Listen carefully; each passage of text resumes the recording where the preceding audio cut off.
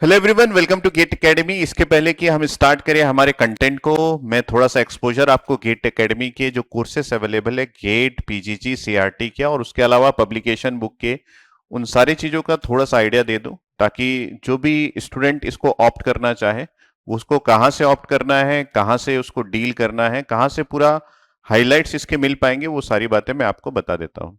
तो हमारे पास कोर्स जो अवेलेबल है गेट 23-24 एस्पिरेंट्स के लिए ECEE जिस पर्टिकुलर ब्रांचेस को मैं डील करता हूं, सबसे पहला है कि हमारे पास लाइव क्लासरूम प्रोग्राम है। लाइव क्लासरूम प्रोग्राम मतलब आप फैकल्टी से घर बैठे मोबाइल के थ्रू लाइव इंटरेक्ट कर सकते हैं, लाइव उनके टीचिंग को एक्सपीरियंस कर सकते हैं। तो ये बहुत ही गजब का कोर्स है। इसमें आपको ऑनलाइन क्लासरूम मिलेगा, ठीक है, और फीलिंग जो है वो ऑफलाइन की ही रहेगी। रिकॉर्डेड लेक्चर्स भी अवेलेबल होंगे। कई लोग ये सोचते हैं कि लाइव मिलेगा तो रिकॉर्डेड मिलेगा कि नहीं मिलेगा, रिकॉर्डेड भी मिलेगा। आप अपने डाउट्स को पूछ सकते हैं। डाउट्स पूछने के लिए ऐप या फिर आप यूज करते हैं चैट बॉक्स का, जो कि लाइव क्लासरूम प्रोग्राम का एक एडवांटेज है कि जब फैकल्टी डील कर रहा है आप चैट बॉक्स में अपने डाउट्स पूछ के फैकल्टी के साथ इंटरेक्ट कर सकते हैं। उसके अलावा फैकल्टी आपको अपने टेलीग्राम का लिंक भी देता है जहां पे आप फैकल्टी के साथ डायरेक्टली डाउट भी पूछ सकते हैं। ऑल रीडिंग कंटेंट जो अवेलेबल रहेंगे वो पीडीएफ के फॉर्म में या प्रिंटेड फॉर्म में अवेलेबल रहेगा, बेस्ड ऑन कि आपने प्रिंटेड फॉर्म के कोर्स को ऑप्ट किया है या फिर पीडीएफ के फॉर्म के कोर्स को ऑप्ट किया है। एसेंशियल, बेसिक और जीनियस जिसका नाम होता है, ठीक है। Available only on Android platform, ये अवेलेबल है एंड्रॉइड प्लेटफॉर्म में। सबसे इंपॉर्टेंट बात कि आपको इसके लिए ऐप डाउनलोड करना पड़ेगा, जो कि GATE Academy live classroom app के नाम से आपको गूगल प्ले स्टोर में मिल जाएगा। तो ये बेसिक हाईलाइट है आपके पास लाइव क्लासरूम प्रोग्राम का। उसके अलावा हमारा जो बेस्ट सेलिंग कोर्स है वो पेन ड्राइव कोर्स है। पेन ड्राइव कोर्स मतलब आपको पेन ड्राइव जो है वो आपके घर के एड्रेस पे सेंड कर दिया जाएगा गेट एकेडमी की तरफ से। ये रिकॉर्डेड कोर्स है, जो कि एक ऑनलाइन कोर्स है जो आप घर में बैठ के एक्सेस कर सकते हो। पेन ड्राइव में सारे कोर्सेज प्री अपलोडेड होते हैं। इसको आप एक्सेस करने के लिए एक बार आपको इंटरनेट की जरूरत पड़ेगी, उसके बाद आपको आपकी वैलिडिटी एक्सपायर होने तक कोई भी इंटरनेट की जरूरत नहीं पड़ेगी। इसमें भी जो आपको कोर्सेस मिलेंगे उसके प्रिंटेड बुक्स और पीडीएफ मिल जाएंगे, डिपेंड्स अपन आप किसको ऑप्ट करते हैं। तो ये सारे हाइलाइट्स यहाँ पे लिखा हुआ है, ठीक है। नेक्स्ट हम लोग बात करें कि जी ड्राइव कोर्स हमारे पास अवेलेबल है। जी ड्राइव का मीन्स है गूगल ड्राइव, जिसमें हम अपने पूरे कोर्सेज को जो कि रिकॉर्डेड फॉर्म में अवेलेबल होता है उसको अपलोड कर देते हैं, जिसको आप घर बैठे जी ड्राइव के थ्रू डाउनलोड कर सकते हैं। जिस समय तक आप कोर्सेज डाउनलोड कर रहे हैं तब तक आपको इंटरनेट की जरूरत पड़ेगी। एक बार कोर्स डाउनलोड हो गया तो आपको इंटरनेट की जरूरत नहीं पड़ेगी। एक्सेस के लिए कुछ मिनट्स के लिए आपको इंटरनेट की जरूरत पड़ सकती है। जब तक वैलिडिटी एक्सपायर नहीं हो जाता, आपने पूरे कोर्सेज को डाउनलोड करके रखा हुआ है तो आपको इंटरनेट की जरूरत नहीं पड़ेगी। तो ये भी एक ऑनलाइन है कोर्स, और इसमें भी आपको सारे कंटेंट्स जो है वो आपको आपके जी ड्राइव फॉर्म में अपलोड करके आपके घर भेज दिया जाता है। तो घर भेज दिया जाता है इसका मतलब है कि प्रिंटेड फॉर्म अगर आपने ऑप्ट किया है तो आपके पास वो प्रिंटेड फॉर्म के जितने भी बुक्स है वो सारे भेज दिए जाते हैं। बाकी तो ऑनलाइन इंटरेक्शन जी ड्राइव का हो जाता है, ठीक है। तो ये जी ड्राइव कोर्स के बारे में हो गया। हम बात करें कि वीडियो ऑन डिमांड कोर्स, तो वीडियो ऑन डिमांड कोर्स जो है वो उसके लिए आपको एक ऐप की नीड पड़ेगी, जो कि गेट एकेडमी लर्निंग ऐप के नाम से आपके पास होना चाहिए, जो कि एंड्रॉयड मोबाइल में मिल जाएगा। गूगल प्ले स्टोर से आप डाउनलोड कर सकते हैं, ठीक है। इस कोर्स का ये खास बात ये है कि यहाँ पे आपको इंटरेक्शन करने के लिए इस ऐप के थ्रू आप अपने डाउट्स को पूछ सकते हैं फैकल्टी से, जहां पे आपको हमारे फैकल्टीज और सब्जेक्ट एक्सपर्ट जो है वो आपके डाउट्स कंटिन्यूअसली क्लियर करते रहते हैं। तो वीओडी ये बहुत ही बढ़िया ऐप है, जैसे नेटफ्लिक्स होता है या फिर अमेजन प्राइम होता है उसी की तरीके का है, जिसमें सारे रिकॉर्डेड कोर्सेज प्री अपलोडेड रहते हैं और आपको इंटरनेट की जरूरत पड़ेगी कोर्स को देखने के लिए, ठीक। तो इसके आगे बढ़े तो हमारे पास जो कोर्स अवेलेबल है वो टैबलेट कोर्स अवेलेबल है। टैबलेट कोर्स की खास बात ये है कि इसमें आपको सैमसंग का गैलेक्सी टैबलेट प्रोवाइड कर दिया जाता है, जिसमें सारे कोर्सेस और जितने भी गेट एकेडमी के ऐप्स है सारे प्री अपलोडेड रहते हैं। कोर्स कंटेंट भी प्री अपलोडेड रहता है, ठीक है। तो tablet course will be delivered through Samsung Galaxy tab A. Wifi और सेल्यूलर इसमें अवेलेबल है। ऑल गेट एकेडमी ऐप्स जो है प्री अपलोडेड रहता है। Dedicated discussion and doubt portal manage by वही गेट एकेडमी लर्निंग ऐप, जिसके बारे में मैंने आपको बताया। डाउट पोर्टल वहीं से होता है। The course content will be exactly same as VOD course, but you do not need internet connection, जैसे मैंने वीओडी में बोला कि आपको इंटरनेट कनेक्शन की जरूरत पड़ेगी, यहां पे मैं हाईलाइट कर देता हूं कि आपको यहां पे इंटरनेट कनेक्शन की जरूरत नहीं पड़ेगी, ये खास बातें हैं। ठीक है, तो ये हो गया हमारा टैबलेट कोर्स। टैबलेट कोर्स का मतलब है सैमसंग गैलेक्सी टैब ए जो आपको सेंड किया जाता है, उसकी वजह से इसका नाम टैबलेट कोर्स है। ठीक है, और अगर मैं बताऊं कि गेट के जो कोर्सेस है वो बेसिकली 3 फॉर्म में अवेलेबल है, जो आपको www.gateacademy.co.in में मिलेगा। कौन कौन से course? PD, GD, VOD, tablet और लाइव क्लासरूम प्रोग्राम, ये 3 वेराइटीज में अवेलेबल है, बेसिक, एसेंशियल और जीनियस। अगर हम बात करें कि वीडियो लेक्चर सभी में दिया जाएगा, बेसिक ले, एसेंशियल ले, जीनियस ले, वीओडी, टैबलेट कोर्स से, या फिर आप जीडी ले या फिर पीडी ले या फिर लाइव ले। यहां पे देखिए पीडी, जीडी, वीओडी, टैबलेट या फिर लाइव, तो आप ऑप्ट कर सकते हैं बेसिक, एसेंशियल, जीनियस 3 फॉर्म में। ठीक है, वर्कबुक प्रिंटेड फॉर्म में आपको मिलेंगे सिर्फ एसेंशियल और जीनियस में, वर्कबुक पीडीएफ फॉर्म में तीनों में मिलेगा, प्रीवियस ईयर का सॉल्यूशन बुक्स आपको सिर्फ जीनियस में मिलेगा। बैग जो है वो आपको गेट एकेडमी का बैग मिलेगा आपको एसेंशियल और जीनियस में। ऑनलाइन टेस्ट सीरीज जो है वो आपको एसेंशियल, जीनियस में मिलेगा। एक्सेस टू डाउट पोर्टल्स आपको तीनों में मिलेंगे, और ऐसे स्पेशल लाइव ऑनलाइन सेशंस जो है वो आपको तीनों में मिलेंगे। तो ये हो गया टोटली गेट के कोर्सेस। बुक्स के बारे में हम डिस्कस करेंगे, लेकिन हमारे कुछ और कोर्सेज भी है जो कि आप यहां पे देख सकते हैं। कैंपस रिक्रूटमेंट ट्रेनिंग हम प्रोवाइड करते हैं, जिसमें टेक्निकल के साथ साथ आपको सॉफ्ट स्किल्स भी सिखाया जाता है। ठीक है, ये हमारे कंप्यूटर साइंस के डिपार्टमेंट के लोग करते हैं, वहां के फैकल्टी एक्सपर्ट करते हैं, जो कि इलेक्ट्रिकल, इलेक्ट्रॉनिक्स और आईएन स्टूडेंट्स भी ऑप्ट कर सकते हैं। क्योंकि कैंपस रिक्रूटमेंट ट्रेनिंग में आपको कोर सब्जेक्ट नहीं पूछा जाता, बेसिकली आपको C programming, data structure, C plus plus, STL, Python, 200 plus coding problems, basic of OS, DBMS, computer network पूछा जाता है। एप्टीट्यूड एंड रीजनिंग जो आपको इन जनरल 100 प्लस आवर्स की क्लासेस मिलेंगी, जो कि मेन रिटर्न एग्जाम्स में पूछा जाता है जब आप गूगल, विप्रो, टीसीएस का एग्जाम्स देंगे, है ना, ऑनलाइन में। पीडी सेशंस मतलब पर्सनालिटी डेवलपमेंट सेशन, जो कि आपकी ली जाएगी इस कोर्स के अंदर। पर्सनालिटी डेवलपमेंट में आपको soft skill, English communications, how to manage etiquettes, ये सारी चीजें आपको बताई जाएगी, और पर्सनल इंटरव्यू गाइडेंस भी आपको प्रोवाइड किया जाएगा। ठीक है, इसके अलावा हमारे पास एक और कोर्स है जो कि पोस्ट गेट गाइडेंस का है, जिसमें आपको गेट क्रैक करने के बाद आपके डिफरेंट स्कोर्स में कौन कौन से इंस्टीट्यूट्स आपको मिल सकते हैं, आईआईटीज, आईआईएससी और पीएसयू में, जिसमें भी आपको ऑप्ट करना है। ऑप्टिमम यूज कैसे करना है अपने गेट स्कोर का, ताकि आपको कुछ ना कुछ ऑप्शंस मिल जाए। इंटरव्यू गाइडेंस जो डिफरेंट पीएसयूज लेते हैं, जिसमें आपको जीडी, जीटी, पीआई ये सभी होता है, ग्रुप डिस्कशन, ग्रुप टास्क और पर्सनल इंटरव्यू, उसके लिए हम गाइडेंस करते हैं। सीवी के लिए हम गाइडेंस करते हैं। Exclusive guidance for admission in IITs, exclusive guidance for recruitment in any PSU across India. Interview guidance, guidance related to CCMT, मतलब एनआईटी में एडमिशन के लिए, जैसे सीओएपी आईआईटीज में एडमिशन के लिए, वैसे सीसीएमटी एनआईटी में एडमिशन के लिए। एलुमनाई कनेक्ट मतलब हम आपके उन स्टूडेंट से, हमारे एलुमनाई से इंटरेक्ट करवाएंगे जो ऑलरेडी प्लेस्ड है पीएसयू में या फिर किसी आईआईटी से अपना कोर्स पढ़ाई कर रहे हैं। तो उनसे इंटरेक्ट करने से आपको यह पता चलेगा कि रियलिटी एंड फैक्ट्स क्या है, आईआईटीज की बात करें, एनआईटीज की बात करें या फिर पीएसयू के बारे में बात करें। गाइडेंस रिलेटेड टू आपका सीवी कैसे फॉर्म आपको बनाना है, वो सारी चीजें हम आपको बताते हैं। अब हम आ जाते हैं गेट एकेडमी पब्लिकेशंस में आपको कौन कौन से बुक्स मिल सकते हैं। बहुत ही उम्दा बुक्स है, इंडिया द्वारा मैक्सिमम लोगों द्वारा पसंदीदा ये बुक्स है।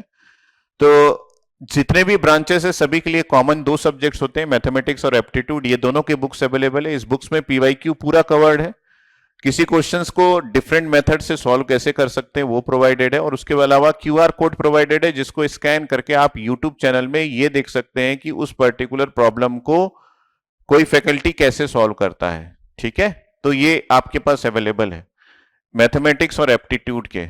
आगे हम बात करें तो यहां पे हमारे पास कॉमन टॉपिक्स जो कि ECEE में होते हैं, टॉपिक का मतलब है सब्जेक्ट, जैसे कंट्रोल सिस्टम, नेटवर्क, डिजिटल, ये सारे सब्जेक्ट्स कॉमन होते हैं। तो उनके लिए अलग अलग बुक फ्रेम किया गया है।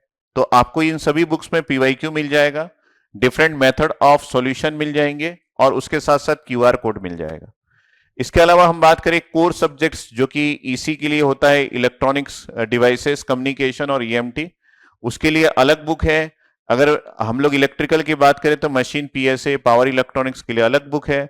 हम लोग आईएन के लिए बात करें तो मेजरमेंट हो गया, ट्रांसड्यूसर्स हो गया, उसके लिए ऑप्टो इलेक्ट्रॉनिक डिवाइसेस के लिए अलग से बुक अवेलेबल है। ठीक है, तो ये आपके कोर सब्जेक्ट्स के लिए है। उसके अलावा इलेक्ट्रिकल मशीन के लिए हमारे पास 2 वॉल्यूम अवेलेबल है एक्सक्लूसिव इलेक्ट्रिकल मशीन के लिए। ठीक है, जिसमें आपको टॉपिक्स वाइज इंपॉर्टेंट की पॉइंट्स मिल जाएंगे, थ्योरी मिल जाएगा, क्वेश्चंस पीवाईक्यू मिल जाएंगे, प्रैक्टिस प्रॉब्लम मिल जाएंगे। मतलब ये कंप्लीट आपको इलेक्ट्रिकल मशीन की तैयारी के लिए जो टेक्स्ट की जरूरत है वो सारा कुछ आपको मिल जाएगा इलेक्ट्रिकल ब्रांच के लिए।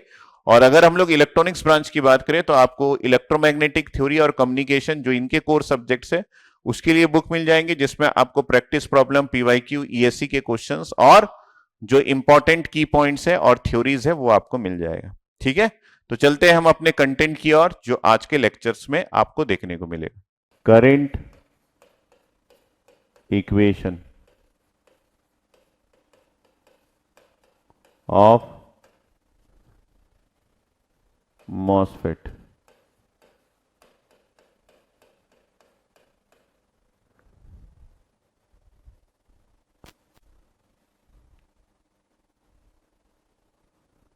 मॉसफेट के करंट इक्वेशन को डिराइव करते हैं।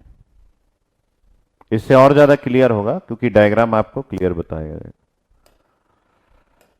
ठीक है, तो आपको क्या क्या पॉइंट क्लियर है, क्या क्या नहीं है, उन सब के बारे में सोचेंगे।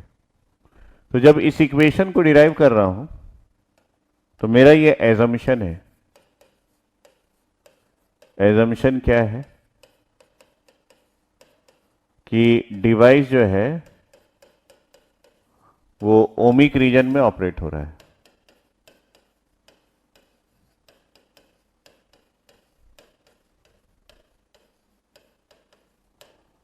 इसका मतलब है जो भी मैंने ड्रेन टर्मिनल में वोल्टेज लगाया है वो less than VGS minus VT है।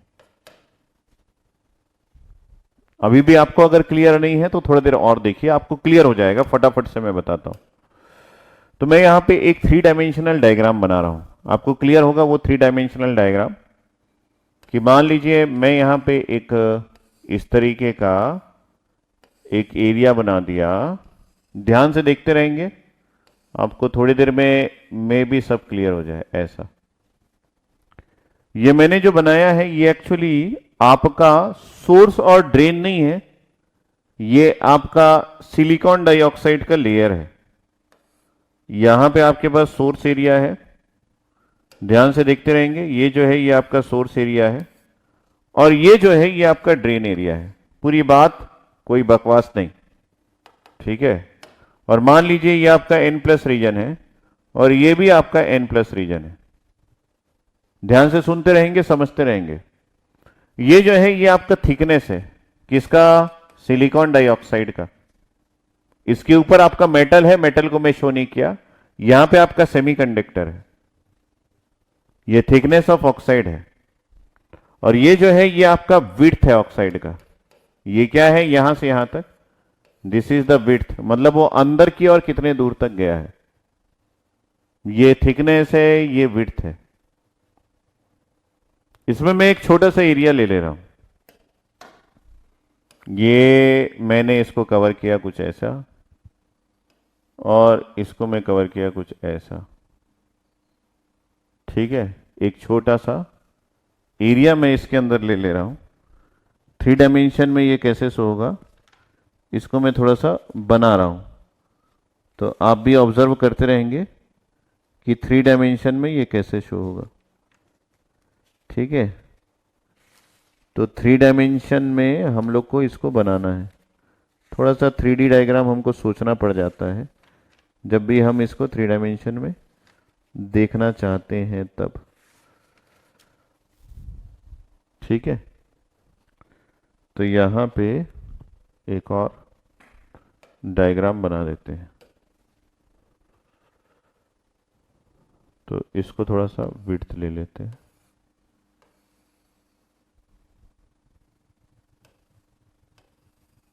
ऐसा।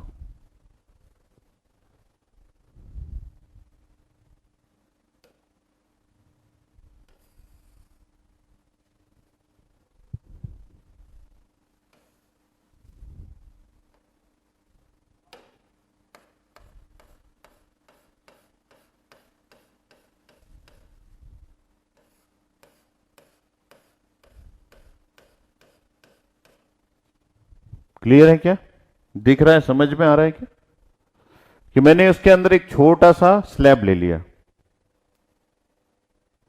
एक छोटा सा एरिया ले लिया, और जो भी मैं एनालिसिस करूंगा इसी छोटे से एरिया में करूंगा। इसका मतलब है मैं यहां पे देखना चाहता हूं कि इस छोटे से एरिया में मेरे पास क्या क्या चीजें हैं। तो आपको 3 डायमेंशन में दिख रहा होगा, मैं उम्मीद करता हूं। तो जब मैं यहां पे एक पोटेंशियल लगाऊंगा, पूरी कहानी सुनना, उसके बाद सोचना कि आपको क्या समझ में है। यहां पे जब मैं VDS का पोटेंशियल लगाऊंगा, तो ये जो ड्रेन टर्मिनल का वोल्टेज है, ये इसके लेंथ में अलग अलग पोटेंशियल ड्रॉप देता है, यहां से यहां तक। तो ये जो वैल्यू है ये इस तरफ इंक्रीज होता है, इसकी वैल्यू यहां पे 0 होती है, और इस जगह जो है वो VDS का पोटेंशियल लगता है। सिमिलरली एक और चीज इन दोनों के बीच में वेरी करता है, यहां से यहां तक, वो है लेंथ। लेंथ जो है वो इस जगह पे 0 होता है, और इस जगह पे लेंथ की वैल्यू L होती है, चैनल का लेंथ यहां से यहां तक। तो जब भी मैं VDS की वैल्यू लगाऊंगा उसके अकॉर्डिंग, आप जो भी VGS VDS जो भी लगाएंगे उसके अकॉर्डिंग आपका चैनल का डेप्थ जो है वो एक तरफ ज्यादा होगा, एक तरफ कम होगा, ये भी डिसाइडेड है। ये चैनल का डेप्थ मान लीजिए ऐसा हो गया। इसका मतलब है इन पूरे जगह में इलेक्ट्रॉन्स है, ध्यान से सुनते रहना, इन पूरे जगह में इलेक्ट्रॉन्स है, ये इन पूरी जगह पे इलेक्ट्रॉन्स है। लेकिन ये जो इलेक्ट्रॉन्स इन दोनों के बीच में है, ये ब्लू कलर का, ये मेरे लिए थोड़ा इंपॉर्टेंस रखता है, क्योंकि मैं फाइंड आउट करना चाहता हूं कि इस जगह पे इलेक्ट्रॉन्स कितना है, और उस इलेक्ट्रॉन्स के जो कंसंट्रेशन है उसको मैं DQ से रिप्रेजेंट कर रहा हूं, ये जो ब्लू कलर का है। तो सर ये कितना डिस्टेंस है? इस डिस्टेंस को मैं DX से रिप्रेजेंट कर रहा हूं, ठीक है। और ये जो वोल्टेज 0 से VDS वेरी कर रहा है, इस वोल्टेज की एक वैल्यू तो यहां पे आएगी, उस वोल्टेज को मैं VX से रिप्रेजेंट कर रहा हूं। 3-4 चीजें की बात किया हूं मैं, कि जब भी मैं VDS लगाऊंगा तो चैनल जो है वो इस तरीके से बनेगा, ये बिल्कुल तय है, क्योंकि ड्रेन साइड में चैनल जो है वो ज्यादा श्रिंक हो जाता है, बिकॉज यहां पे ये रिवर्स बायसिंग ऑफर करता है, जिसके बारे में मैं बता चुका हूं। तो चैनल का डेप्थ जो है वो उस तरफ श्रिंक है। तो मैं ये फाइंड आउट करना चाहता हूं कि इस छोटे से एरिया में मेरे पास चार्ज कितना है, और वो छोटा सा एरिया कितना है, वो लेंथ के रेस्पेक्ट में DX है, और उस जगह पे VDS का कौन सा पोटेंशियल लगा है, वो VDS का VX पोटेंशियल लगा हुआ है। तो सर ये जो इलेक्ट्रॉन्स आया ये किसकी वजह से आया है, क्या आप बता सकते हैं? हाँ मैं बता सकता हूं, ये इलेक्ट्रॉन्स जो यहां पे आया है, इसके लिए जो पोटेंशियल लगा होगा वो लगा होगा VGS minus VT minus VX। ये जो है ये आपका गेट टर्मिनल का इफेक्टिव वोल्टेज है, और ये VDS की वैल्यू है जो इस जगह पे लगी हुई है, जिसकी वजह से इतने इलेक्ट्रॉन्स यहां पे आए हैं। सर अगर इस एंड की बात करें, अगर उस एंड की बात करें, तो आप देख सकते हैं VGS minus VT minus VDS। तो जहां पे भी बात करें, सर इस एंड की बात करें, तो यहां पे VGS माइनस VT माइनस 0। तो ये कौन सा एंड है? एट x डिस्टेंस पे। और ये कौन सा एंड है? एट ड्रेन एंड, ये ड्रेन एंड है। और ये कौन सा डिस्टेंस है? एट सोर्स एंड, ये सोर्स एंड है। तो सोर्स एंड पे जो पोटेंशियल लगा है वो आपका VGS की वैल्यू जो है वो थ्रेशोल्ड वोल्टेज के बराबर लगा है, जिसकी वजह से सोर्स एंड में कभी भी ये VDS की वैल्यू है। तो आप जिस डिस्टेंस पे कैरी कर रहे हैं वहां पे इफेक्टिव वोल्टेज जिसकी वजह से इतने इलेक्ट्रॉन्स आए होंगे वो VGS minus VT minus VX है। किसी और एंड पे पूछेंगे तो इतना वोल्टेज है, और सोर्स एंड पे पूछेंगे तो इतना वोल्टेज है। तो ये क्या फाइंड आउट कर रहे हैं, मैं ये देख रहा हूं कि इफेक्टिव वोल्टेज कितना है, जिसकी वजह से चैनल बना है। तो इफेक्टिव वोल्टेज, और ये इफेक्टिव वोल्टेज कैसे आता है? गेट टर्मिनल के वोल्टेज से ही बनता है। तो यहां पे एक एक्सटेंड कर दे और यहां पे आपका वोल्टेज है VGS। जो भी आप वोल्टेज लगाएंगे उससे थ्रेशोल्ड वोल्टेज को सब्सट्रैक्ट करेंगे और जो भी इफेक्टिव वोल्टेज आएगा उसी से चैनल का डेप्थ तय होगा। अगर कहीं आगे बढ़ रहे हैं तो उस इफेक्टिव वोल्टेज की value VGS minus VT minus VDS हो जाएगा और x डिस्टेंस पे वो उतना हो जाएगा। अगर हम लोग यहां पे इस पॉइंट पे इलेक्ट्रिक फील्ड की बात करें तो इलेक्ट्रिक फील्ड का डायरेक्शन जो है वो इस डायरेक्शन में है, क्योंकि ये सारे इलेक्ट्रॉन्स इस डायरेक्शन में जा रहे हैं। So this is the direction of electric field. ये आपकी इलेक्ट्रिक फील्ड का डायरेक्शन है। और ये जो इलेक्ट्रिक फील्ड है इसको आप फाइंड आउट कर सकते हैं minus dBx divided by dx से।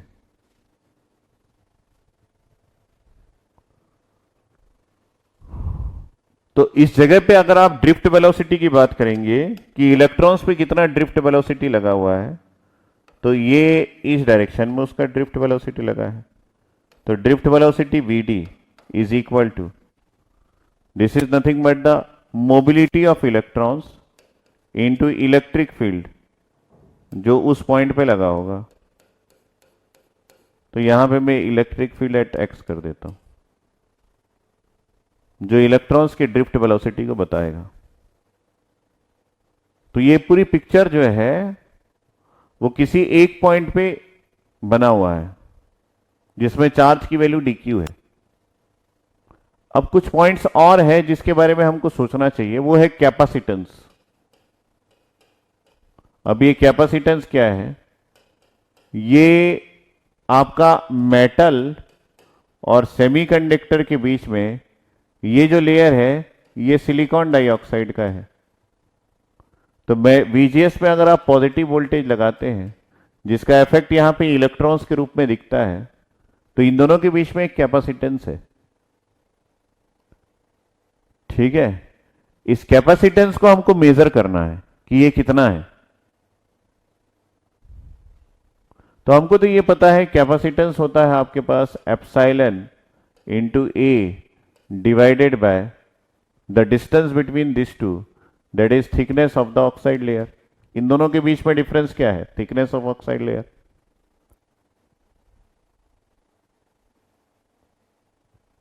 इन दोनों के बीच में डिफरेंस क्या है? Thickness of oxide layer. तो ये जो A लिखा है ये क्या चीज है? ये इस पूरे सरफेस का एरिया है, क्योंकि कैपेसिटेंस इन दोनों प्लेट्स के बीच में, एक ऊपर का प्लेट और एक नीचे का प्लेट। ऊपर का प्लेट क्या है? मेटल। नीचे का प्लेट क्या है? सेमीकंडक्टर। इन दोनों के बीच में क्या है? एक TOX, thickness of oxide layer. तो ये जो प्लेट है इसका एरिया को हम लोग कंसीडर करते हैं, तो ये इसका एरिया है। लेकिन क्योंकि हम लोग पूरे एरिया में कुछ भी वर्क नहीं कर रहे, हम तो एक छोटे से डिस्टेंस पे कर रहे हैं, तो हम यहां पे कैपेसिटेंस को पूरा नहीं लेके कैपेसिटेंस पर यूनिट एरिया ले लेते हैं, जिसका नाम होता है कैपेसिटेंस। जो मैंने यहां पे लिखा हुआ है उसको मैं एरिया से डिवाइड कर देता हूं, तो ये आ जाएगा कैपेसिटेंस पर यूनिट एरिया, और ये हो जाएगा आपके पास epsilon divided by thickness of oxide layer. एक एक पॉइंट्स में बता दे रहा हूं। तो कुल मिला के मेरे पास आ गया, अगर मैं यहां पे बात करूं कि कैपेसिटेंस, ये बहुत इंपॉर्टेंट पैरामीटर है, per unit area of oxide layer is, ये रिप्रेजेंट होता है COX से, और COS होता है एप्सिलॉन डिवाइडेड बाय TOX। ये जो एप्सिलॉन है, ये epsilon actually relative permittivity of silicon dioxide multiplied by free space की permittivity divided by thickness of oxide layer से डिफाइन होता है। तो हमको ये पता होना चाहिए, नहीं भी पता हो तो दिया होता है, relative permittivity of silicon dioxide जो है वो 3.9 होता है। और फ्री स्पेस की परमिटिविटी हमारे पास 8.854 इंटू 10⁻⁻14 फेरेड पर सेंटीमीटर होता है।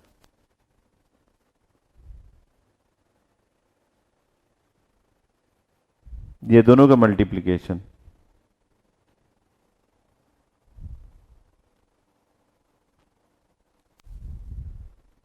तो हमारे पास ये जो एप्सिलॉन है ये हो जाएगा 3.45 इंटू 10⁻⁻11 फेरेड पर सेंटीमीटर।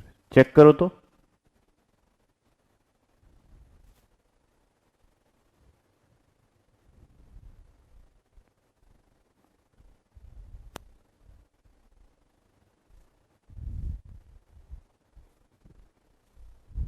तो अगर सर ये कैपेसिटेंस पर यूनिट एरिया है तो पूरे एरिया का कैपेसिटेंस हम लोग फाइंड आउट करना चाहते हैं। मतलब क्या मतलब सर, आप तो किसी यूनिट एरिया का फाइंड आउट किए, छोटा सा एरिया बना दो, छोटा सा एरिया बना दो और उस एरिया को अगर आप यूनिट एरिया बोल दें तो इस एरिया का आप फाइंड आउट किए, मेरे को पूरे एरिया का चाहिए, तो क्या करूंगा?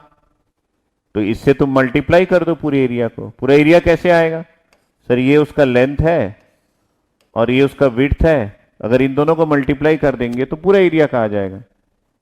बस बात वही है कि अगर हमको कैपेसिटेंस फाइंड आउट करना है, अगर हमको कैपेसिटेंस फाइंड आउट करना है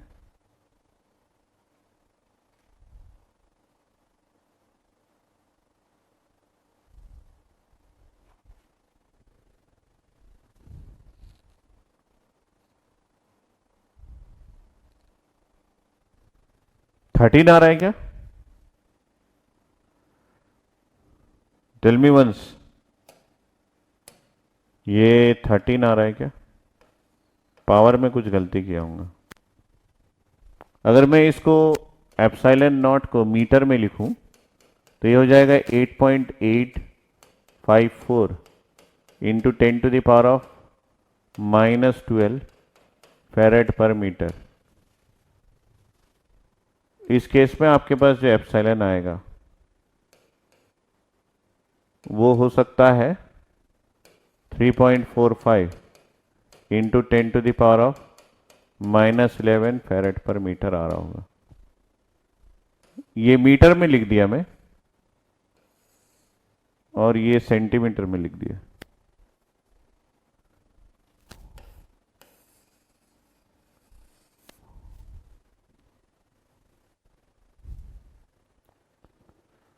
अब शायद सही हो। तो अगर मैं यही कैपेसिटेंस को फॉर पूरे एरिया के लिए फाइंड आउट करूं तो मेरे को सिंपली क्या करना पड़ेगा? जो पर यूनिट एरिया है उसको आप मल्टीप्लाई कर दीजिए W और L से, W क्रॉस L, विड्थ और लेंथ से, तो आपको पूरे एरिया का मिल जाएगा। विड्थ और लेंथ से तो आपको पूरे एरिया का मिल जाएगा। क्लियर है? तो अगर मेरे को इसी कैपेसिटेंस को फाइंड आउट करना है फॉर लेंथ dx के लिए, तो ये लेंथ dx कहां पे है? ये यहां पे देखिए, यहां से यहां तक। तो मैं क्या करूंगा यहां पे सर, इस cx को आप मल्टीप्लाई कर दीजिए w इंटू डी एक्स से, तो आपको मिल जाएगा उस छोटे से लेंथ में कैपेसिटेंस कितना है।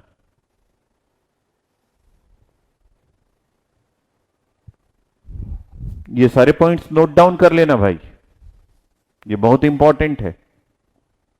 और जिन जिन को याद हो सके वो इस वैल्यू को याद कर लेना।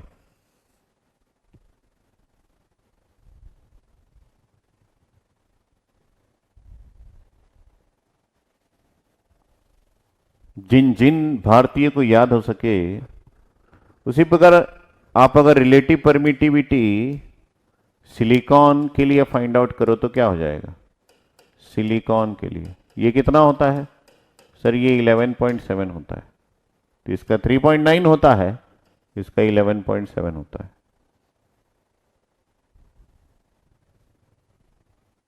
शैल वी मूव? क्या हम आगे बढ़ सकते हैं?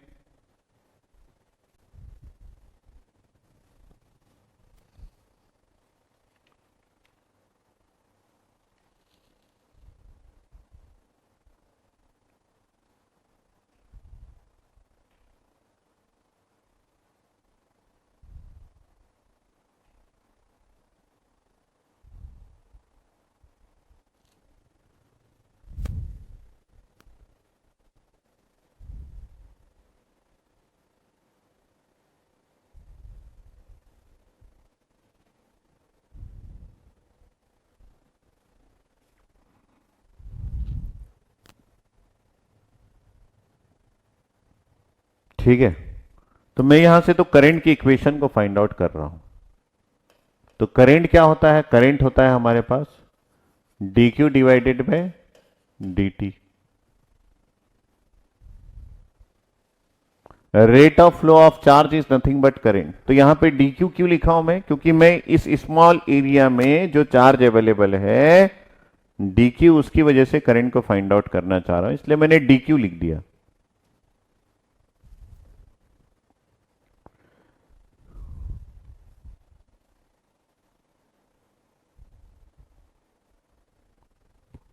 ठीक है, तो यहां पे मैं लिख दिया, इसको मैं dq बाय, ये आपके पास चार्ज है और ये आपके पास टाइम है, तो मैं इसको dq by D x into D x by D T करके भी लिख सकता हूं।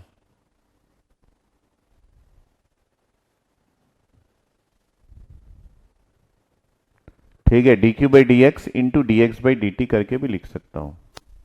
तो अगर मेरे को ये करंट का मैग्नीट्यूड फाइंड आउट करना है, ये अगर क्वेश्चन मार्क है, तो सबसे पहले मैं dq बाई डी एक्स की वैल्यू को फाइंड आउट कर लेता हूं और उसके बाद मैं dx बाई डी टी की वैल्यू को फाइंड आउट कर लूंगा। हालांकि ये मुझे पता है कि dx बाई डी टी मतलब change in distance with respect to time, rate of change in length, ये जो है वो आपका वेलोसिटी कहलाता है। तो इसको हम लोग बाद में देखेंगे। सबसे पहले मैं dq बाई डी एक्स को फाइंड आउट कर लेता हूं, उसके बाद मैं बाकी चीजों के बारे में सोचूंगा। जब मैं इसको निकाल लूंगा उसके बाद मैं बाकी चीजों के बारे में सोचूंगा। तो जो मैंने कैपेसिटेंस की कहानी अभी अभी बताई है, उस कैपेसिटेंस को मैं यहां पे यूज करता हूं। मेरे को पता है कि कैपेसिटेंस अगर मैं कभी भी फाइंड आउट करना चाहूं, तो ये कैपेसिटेंस जो है वो हमेशा जो हमारा वोल्टेज हम लगाते हैं उसकी वजह से जो चार्ज आता है वही होता है हमारा ओरिजिनल कैपेसिटेंस। ये हम लोग कई बार देख चुके हैं। तो अगर मैं यहाँ पे dq के बारे में सोचूं, तो ये जो है ये हमारा कैपेसिटेंस के साथ, अगर मैं कैपेसिटेंस के साथ अगर मैं वोल्टेज को मल्टीप्लाई कर दूं, तो ये मेरा हो जाएगा dq का वैल्यू। लेकिन किस रेंज में बात कर रहा हूं मैं? सिर्फ इस छोटे से डिस्टेंस में बात कर रहा हूं, ये dx में। मेरे को बाकी लोगों से कोई मतलब नहीं है, सिर्फ ब्लू कलर के चार्ज से मतलब है। तो ये जो ब्लू कलर का चार्ज है ये कैसे आएगा? इसी को मैं dq का नाम दिया हूं। तो सबसे पहले उस छोटे से डिस्टेंस पे जो हमारा कैपेसिटेंस है उसके बारे में सोचूं। तो उस छोटे से डिस्टेंस पे हमारा capacitance C O X into W into D X है। तो मैंने यहां पे लिखने का सोचा कि ये actually C O X into W into D X है।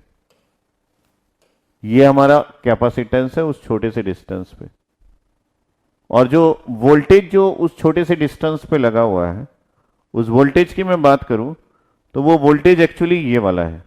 कौन सा वाला? At X VGS minus VT minus VX, जिसकी वजह से ये चार्ज आया है। तो मैंने यहां पे लिखने का सोचा वही बात कि ये actually VGS minus VT minus VX की वजह से ये एक्चुअली ये चार्ज आया है।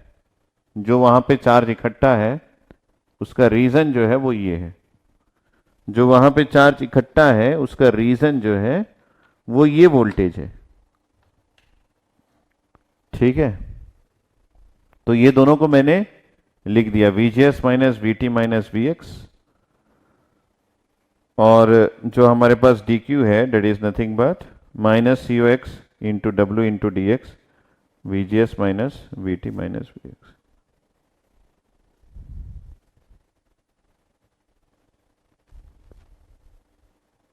DX लेंथ में तो COX इंटू DX होगा ना सर। नबराज कैसे कर रहे हो? ये पर यूनिट लेंथ है, ये जो है ये आपका एरिया दे रहा है। इसका नाम क्या है? इसका नाम है कैपेसिटेंस पर यूनिट एरिया। तो आप पूरे एरिया के लिए मल्टी फाइंड आउट करोगे तो पूरा एरिया मल्टीप्लाई करोगे ना, तब तो एरिया एरिया कैंसल आउट होगा और आपको W इंटू एल मिलेगा। तो आप जिस एरिया के लिए बात कर रहे हो वो तो ये वाला एरिया है। इस एरिया को फाइंड आउट कैसे करोगे? ये वाले एरिया को, ये वाला एरिया कैसे निकालोगे? सर ये वाला एरिया तो इसको मैं मल्टीप्लाई करूंगा इसके साथ, तो ये वाला एरिया आ जाएगा ना, ये ब्लू, ये येलो कलर वाला एरिया। आपको इतने ही एरिया से मतलब है ना, तो ये एरिया कैसे आएगा? DX को मल्टीप्लाई करोगे किसके साथ? W के साथ, तो वो एरिया आएगा ना। मैथ्स को कैसे बोल दिए हो? ये जो है ये आपका एरिया है, किसके लिए? कैपेसिटेंस फॉर स्मॉल लेंथ के लिए। आपको सिर्फ L को रिप्लेस करना है DX से।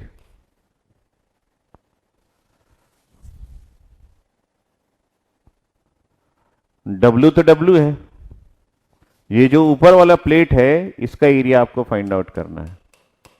इस ऊपर वाले प्लेट में ही आपने लेंथ को DX ले लिया है। क्या सबको बात समझ में आ रही है? तो मैंने यहां पे एक फॉर्मूला लिख दिया, ठीक है, और ये जो x है ये एक वेरिएबल है। ये जो x है एक वेरिएबल है। कौन सा वेरिएबल? ये लेंथ की वैल्यू जो है वो वेरी कर रही है। नवराज को ये समझ में नहीं आया, ये 0 से L तक वेरी कर रही है ना, इसको मैं थोड़ा अलग रिप्लेस कर देता हूं ऐसा। ये dq बाई dx है जो मुझे चाहिए था, इसमें एक नेगेटिव साइन लगा देता हूं। क्यों लगाया कोई पूछ सकता है? क्योंकि मेरा चार्ज जो है वो इलेक्ट्रॉन्स है, इलेक्ट्रॉन्स के लिए मैं एक नेगेटिव साइन लगा दिया। यहां पे कितने इलेक्ट्रॉन्स है उसको मैं फाइंड आउट करना चाह रहा हूं, तो मैंने यहां पे एक नेगेटिव साइन लगा दिया, due two electrons.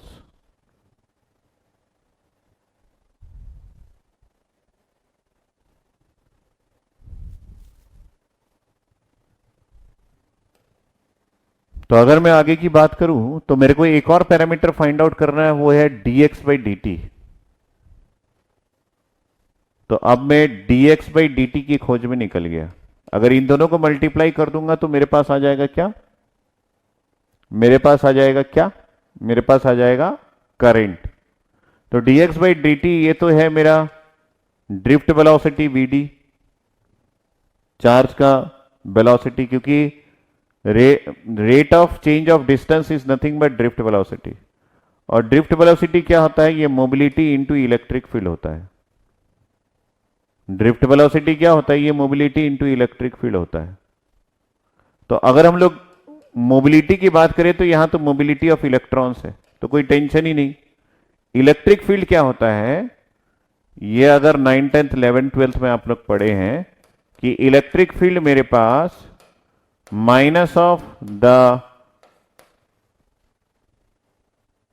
Voltage, that is the gradient of voltage, negative gradient of voltage is nothing but electric field।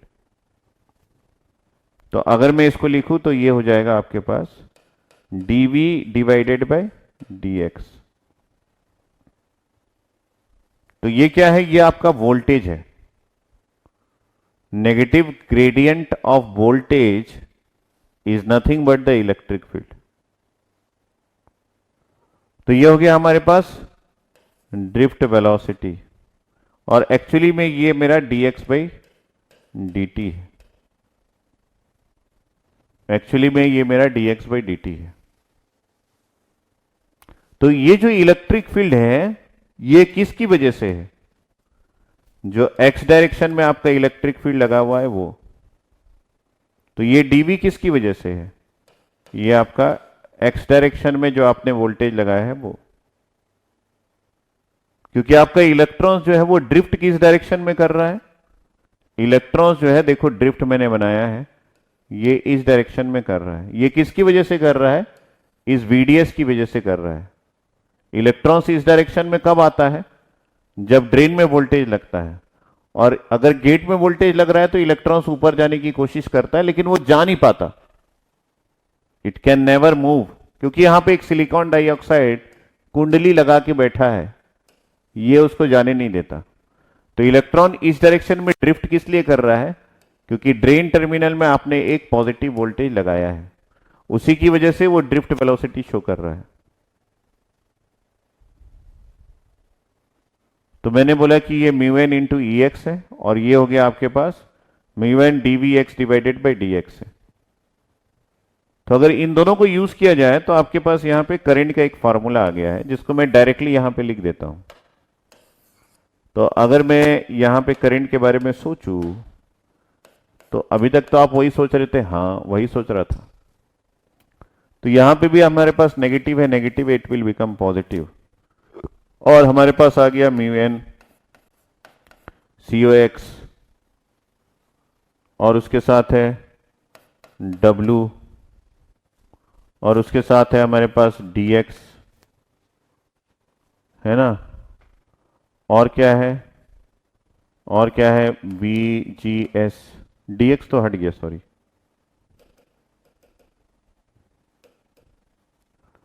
μn COX और W, dx तो यहां नीचे आ गया ना।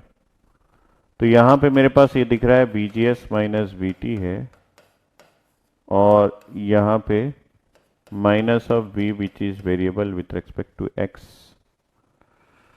और इसके साथ मल्टीप्लाई हो जाएगा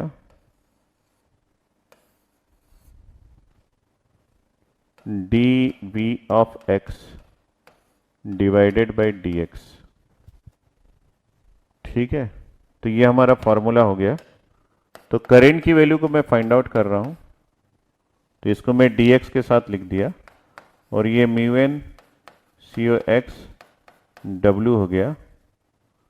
और यहाँ पे हमारे पास कुछ कांस्टेंट वैल्यू है VGS माइनस VT और ये है माइनस ऑफ VX जो कि वेरिएबल है और ये dVx के साथ हम लिख दिए। अब दोनों साइड में इंटीग्रेट कर देता हूं, यहां भी इंटीग्रेट कर दिया, यहां भी इंटीग्रेट कर दिया। ये dx के साथ है मतलब लेंथ के साथ है। तो आप देखिए मेरे डायग्राम में ना लेंथ शो है। लेंथ जो है वो वेरी कर रहा है 0 से लेके L तक और वोल्टेज जो है वो वेरी कर रहा है 0 से लेके VDS तक। तो मैं स्वयं साक्षात यहां पे इसको, ये Vx के साथ इंटीग्रेट हो रहा है तो इसको 0 से VDS तक कर देता हूं और ये लेंथ के साथ हो रहा है तो इसको 0 से L तक कर देता हूं। तो अगर मैं ऐसा करता हूं तो मेरे पास आ जाएगा I इज इक्वल टू, ये हो जाएगा μn, यहां पे L माइनस 0 आ जाएगा तो मैं इसको इस तरफ ले गया, W अपन L हो गया, ये μn COX W अपन L। और उसके बाद हो गया हमारे पास VGS माइनस VT, ये तो कांस्टेंट है लेकिन इसको हम लोगों ने Vx के साथ इंटीग्रेट किया है तो यहां पे VDS माइनस 0 आ जाएगा जिसको मैं VDS लिख दिया और यहां पे आ जाएगा this is minus of VDS square divided by 2। तो ये मैंने लिख दिया यहां पे VDS स्क्वायर। थोड़ा बहुत तो इंटीग्रेशन आता होगा आप लोगों को। तो ये हो गया मेरे पास ये फॉर्मूला और इसको मैं ले लिया अंदर। ये है मेरा दुनिया का सबसे शक्तिमान फॉर्मूला जिसको कोई डिराइव नहीं करता है लेकिन मैंने आपको डिराइव करके दिखा दिया। इस फार्मूले को हम लोग 1001 बार यूज करते हैं जब जब हमारे पास मॉसफेट का खेल चालू होता है। तो ये हमको बता रहा है कि करंट का मैग्नीट्यूड को आप किस तरीके से फाइंड आउट कर सकते हैं। तो अगर आप इस इक्वेशन को ध्यान से देखेंगे, आई क्या लिखा है, आई जो है वो करंट है। ये हमारे पास है mu N C O X W upon L. किसी को याद करने में दिक्कत आ रही है तो थोड़ी देर में याद हो जाएगा। VGS minus VT into VDS minus VDS square divided by 2। ये हमारा इक्वेशन है। इसमें हर पैरामीटर के बारे में आपको पता होना चाहिए कि यहाँ पे म्यू एन क्या है, COX क्या है, डब्ल्यू अपन एल क्या है, VGS क्या है, VT क्या है, VDS क्या है। और मैंने आपको शुरू में ही लिखवाया था, ये इक्वेशन जो है वो मैं ओमिक रीजन के लिए फाइंड आउट कर रहा हूं, ओमिक रीजन के लिए फाइंड आउट कर रहा हूं। जिन किसी भी अभ्यर्थी को ये बात क्लियर नहीं है तो इसको एक बार देखो, एक ही पेज में आ गया है पूरा। लेकिन उसके लिए ना आपको इसका आइडिया होना चाहिए। किसका आइडिया? ये जो मैंने यहां पे लब बनाया है, इसका आइडिया होना चाहिए।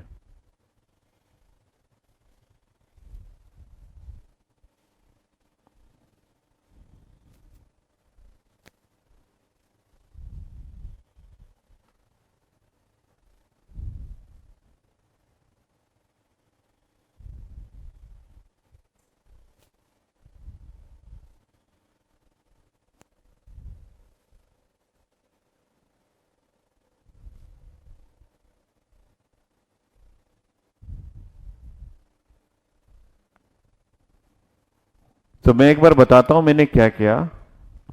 मेरे को यहां पे पूरा पता करना था कि यहां से यहां तक का करंट क्या है। तो करंट तो हमेशा rate of flow of charge से निकलता है, तो मैंने उसी का हेल्प लिया। मैंने एक छोटा सा डिस्टेंस लिख दिया, वहां के चार्ज को कंसीडर कर लिया DQ, और उसी में पूरा खेल दिया। और मेरे को ये पता करना था कि भाई ये चार्ज कहां से आया। तो मेरे को ये पता था कि ये चार्ज जो है, जो आपने गेट टर्मिनल में वोल्टेज लगाया उसकी वजह से तो आता ही है, लेकिन जब आप ड्रेन टर्मिनल में वोल्टेज लगाते हैं उसका इफेक्ट इस जगह पे कितना है, उसकी वजह से ये चार्ज का वैल्यू डिसाइड होता है।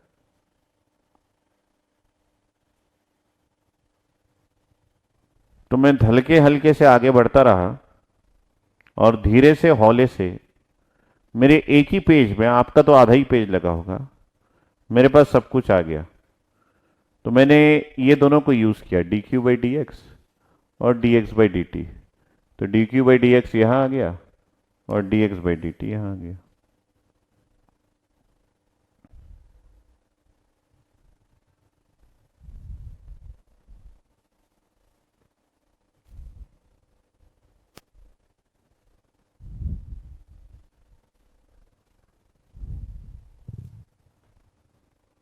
तो ये जो है ये ओमिक रीजन का है। कोई मेरे से बोलेगा कि सर ये इक्वेशन ओमिक रीजन का है। कोई भारतीय मेरे से बोलेगा कि सर सैचुरेशन का आप फाइंड आउट कर सकते हैं क्या, सैचुरेशन रीजन। तो मैं उसके पहले सबसे पहले पूछूंगा कि ये सैचुरेशन रीजन आता कैसे है। तो वो ऐसा पेपर पलटेगा और देख के बताएगा मेरे को कि सर सैचुरेशन का मतलब है ये वाला पॉइंट, इस पॉइंट का आने का टाइम क्या है, या फिर वोल्टेज क्या है, नीचे नीचे गया। सर सैचुरेशन ना VDS is equal to VGS minus VT पे आता है। मतलब जब VDS की वैल्यू VGS माइनस VT के बराबर हो जाती है, या फिर आप ऐसा बोल सकते हैं जब VDS नहीं, जब आपका VGS माइनस VDS जो है वो VT के बराबर हो जाता है और उसके नीचे उसके पास कोई और चांस नहीं रहता है, तो वो है सैचुरेशन का पॉइंट।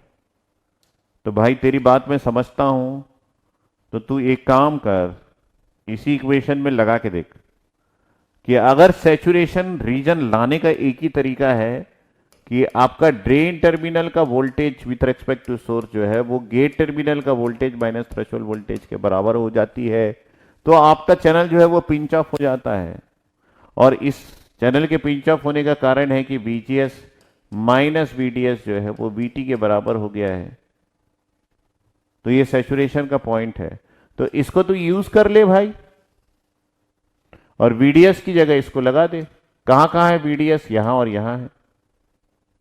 तो मैंने बोला अच्छा, तो ऐसा है, तो आई की वैल्यू सैचुरेशन में क्या आ जाएगी देखते हैं। ये हो जाएगा μn COX W/L, और क्या बेटा, VGS माइनस VT तो ऐसा ही रहेगा, तो इसको मैं ऐसा ही लिख देता हूं VGS माइनस VT। और क्या VDS की वैल्यू को भी VGS माइनस VT लिखना पड़ेगा, तो मैं फिर से लिख दिया माइनस, यहां पे हो जाएगा VGS माइनस VT का स्क्वायर डिवाइडेड बाई 2, ऐसा। सर यहां भी तो VGS माइनस VT का स्क्वायर है, तो 1 माइनस आधा, तो आधा होता है, तो इसका मतलब क्या है सर, इसको आप लिखिए ID, ये D भी लिखिए। सैचुरेशन के लिए जब आप फाइंड आउट करोगे तो ये आधा हो जाएगा, आधी तेरी जिंदगी आधी मेरी जिंदगी, और ये हो जाएगा VGS माइनस VT का स्क्वायर। सर ये तो धांसू हो गया। क्या हो गया सर? ये तो धांसू हो गया। इसको ले लिया अंडर में, तो ये सैचुरेशन के लिए करंट बन गया। अब ये वाला करंट और ये वाले करंट दोनों को कंपेयर किए तो एक बात का आइडिया हो गया कि सर अगर ये ओमिक रीजन है तो आप एक बात गौर कर रहे हैं क्या, कि आपका आईडी करंट जो है वो डिपेंड करता है कि आपने ड्रेन टर्मिनल में कितना वोल्टेज लगाया, क्योंकि ये VDS पे डिपेंड करता है। लेकिन ये डिपेंड करता है VGS माइनस VT, मतलब गेट टर्मिनल में थ्रेशोल्ड वोल्टेज से कितना वोल्टेज लगाया। मतलब ID जो है ये आपका फंक्शन है VDS का भी और VGS का भी। हालांकि यहां पे VGS की वैल्यू थ्रेशोल्ड वोल्टेज से ऊपर होनी चाहिए, लेकिन सर आपने एक चीज गौर किया यहां पे, कि यहां पे ID जो है वो फंक्शन है सिर्फ और सिर्फ VGS माइनस VT का, मतलब सिर्फ गेट टर्मिनल के वोल्टेज का। यहां तो ड्रेन टर्मिनल का वोल्टेज है ही नहीं, तो ये सिर्फ VGS का फंक्शन है। सर ये दोनों में ये अंतर है, सर ये दोनों में ये अंतर है। सर इस अंतर को कैसे डिफाइन करोगे? मैं बोलूंगा कि यहां पे ID करंट जो है वो ड्रेन टर्मिनल के वोल्टेज पे डिपेंड ही नहीं करता, मेरे यहां पे ID करंट दोनों पे डिपेंड करता है। शानदार। अगर ऐसा है तो सर एक कैरेक्टरिस्टिक बनाइए ना। मैंने बोला ठीक है बना देते हैं। इस लाइन को लीजिए आप VDS, अब कुछ नहीं सोचिए, इस लाइन को लीजिए आप VDS। अगर आप ओमिक के लिए बना रहे हैं और मान लीजिए आपने VGS की वैल्यू को कांस्टेंट रखा है, मान लीजिए इसको 3 वोल्ट रखा है, कांस्टेंट हो गया, तो आपका ID करंट जो है वो VDS के बढ़ने से बढ़ेगा। ID करंट जो है वो VDS के बढ़ने से बढ़ेगा और VGS के बढ़ने से भी बढ़ेगा। तो VGS की वैल्यू को 3 से 4 करेंगे तो भी बढ़ेगा, मतलब VGS की वैल्यू के बढ़ने से भी बढ़ेगा और VGS की वैल्यू से बढ़ने से भी बढ़ेगा। तो यहां पे क्या कर रहा हूं मैं, VDS की वैल्यू को बढ़ा रहा हूं, और जब मैं दूसरा लाइन खींचा तो यहां पे VGS की वैल्यू को बढ़ा दिया, तो VGS की वैल्यू यहां 4 वोल्ट और ये VGS की वैल्यू यहां पे 3 वोल्ट। सर दोनों सही है। ID करंट जो है वो VGS की वैल्यू के बढ़ने से भी बढ़ता है, VDS की वैल्यू ओमिक रीजन में। सैचुरेशन रीजन में ये सिर्फ और सिर्फ VGS पे डिपेंड करता है कि आपने VGS की वैल्यू क्या लगाई है, ये VDS के बढ़ाने से नहीं बढ़ेगा। अच्छा, तो सैचुरेशन रीजन थोड़ी देर में ऐसे करके आता है, तो अब जो है वो करंट VDS के बढ़ने से कांस्टेंट होगा, तो ये कांस्टेंट हो गया, ये VDS के बढ़ने से कांस्टेंट हो गया, ये कांस्टेंट हो गया। तो आप देख सकते हैं VGS के चेंज होने से आपका करंट का वैल्यू चेंज हुआ है, लेकिन VDS के रेस्पेक्ट में ये चेंज नहीं हुआ है। मेरी बात को समझ रहे हैं? सर VGS की वैल्यू को मैं कम कर दूं तो क्या होगा? VGS की वैल्यू को कम कर दे मतलब 2 वोल्ट कर दो। अगर 2 वोल्ट कर दो तो आपका ID करंट रिड्यूस हो जाएगा और सैचुरेशन में एक आपको ID करंट मिल जाएगी, लेकिन वो VDS के चेंज होने से नहीं चेंज होगी। इसका मतलब है ये जो रीजन है ये सैचुरेशन है, यहां पे ID करंट जो है सिर्फ और सिर्फ फंक्शन है VGS का, और ये जो रीजन है यहां पे ओमिक रीजन है, ID करंट दोनों का फंक्शन है। ये फंक्शन है VGS का और VDS का। डॉक्टर ऋषिन पूरी बात समझ रहा है। ये जो कहानी है, इस कहानी में पिंच ऑफ पॉइंट जो है वो ड्रेन एंड पे है ना। तो यहां पे अगर बात किया जाए तो पिंच ऑफ पॉइंट जो है वो कहां पे है, वो ड्रेन एंड पे है, क्योंकि अर्ली अभी पैदा नहीं हुआ है। अब आ गए अर्ली भाई साहब। अर्ली ने बोला तमाशा नहीं करना है, ये सब फालतू बातें हैं। ये अर्ली फिर पैदा हुआ। अब वो बोलेगा कि सैचुरेशन की कहानी को मैं बदलता हूं। अर्ली ने बोला कि जब सैचुरेशन कंडीशन आता है तो वो कंडीशन होता है VDS is equal to VGS minus VT, या फिर बोल सकते हैं VGS minus VDS is equal to VT। तो वो बोलने लगा कि VGS माइनस VDS की वैल्यू अगर लेस देन VT हो जाए तो क्या होगा। तो बाकी सब ने बोला कि फिर से मैं बता रहा हूं, पिंच ऑफ हो जाएगा। पिंच ऑफ पॉइंट जो है वो अभी भी ड्रेन एंड पे होगा, ड्रेन एंड पे होगा। ये सब ने बोला, ऑल साइंटिस्ट।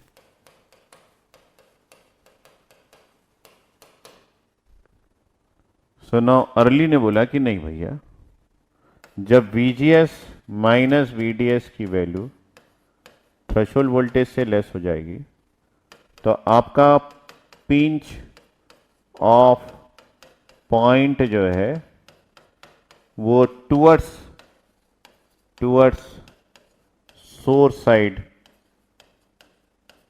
साइड जो है वो शिफ्ट हो जाएगा।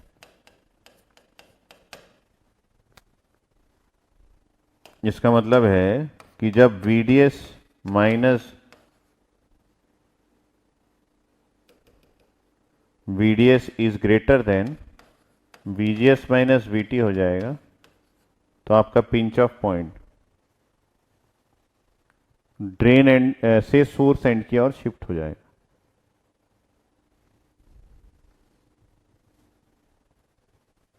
तो इस चीज को कैसे समझे भाई, थ्रेशोल्ड वोल्टेज की वैल्यू तो कांस्टेंट होती है, ये तो आपको पता है ना।